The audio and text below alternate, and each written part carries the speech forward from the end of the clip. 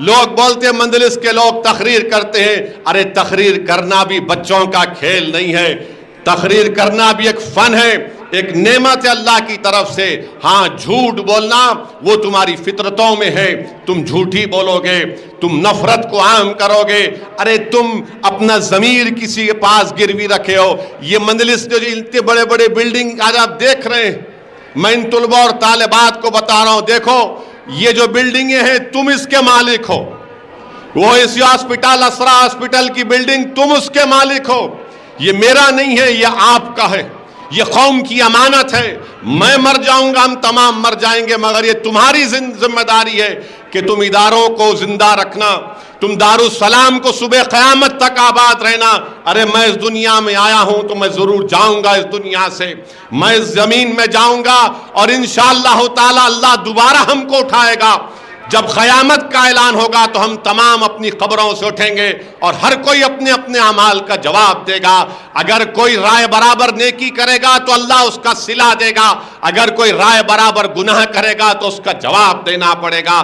یہ میرا ایمان ہے، یہ میرا ماننا ہے۔ مگر یہ عمارتیں، یہ دارالسلام، یہ تمام چیزیں کب آباد رہیں گی؟ کیا جذباتی تقاریر سے آباد رہیں گی؟ نہیں، آپ کے اتحاد سے آباد رہیں گی، آپ کے سیاسی شعور سے آباد رہیں گی، آپ کے متحدہ ووٹ کے استعمال سے آباد رہیں گی۔ اسی لیے میری آپ سے گزارش ہے کہ آج میں ان طلباء اور طالبات کو راست آپ سے مخاطب ہو کر آپ سے کہہ رہا ہوں، خوب پڑھو۔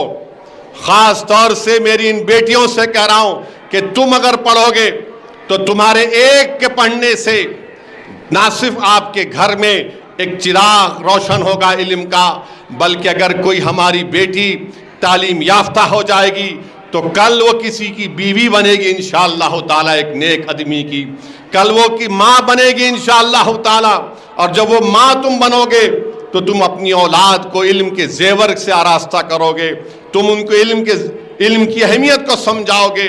تو اس ملک میں، ہمارے وطن عزیز میں مسلمانوں کو اگر انصاف چاہیے، مسلمانوں کو یہ ناانصافی کا خاتمہ اگر آپ چاہتے ہیں، مسلمان اگر چاہتا ہے کہ اس کی عبادت گاہوں کی حفاظت ہو، مسلمان یہ چاہتا ہے کہ اس سے ہم حکومتوں سے اپنی بات کو منوا سکیں، تو یاد رکھو آپ کو تعلیم یافتہ ہونا پڑے گا، آپ کو اپنی سیاسی طاقت کو مضبوط کرنا پڑے گا، اپنی مجلس کو مضبوط کرنا پڑے گا۔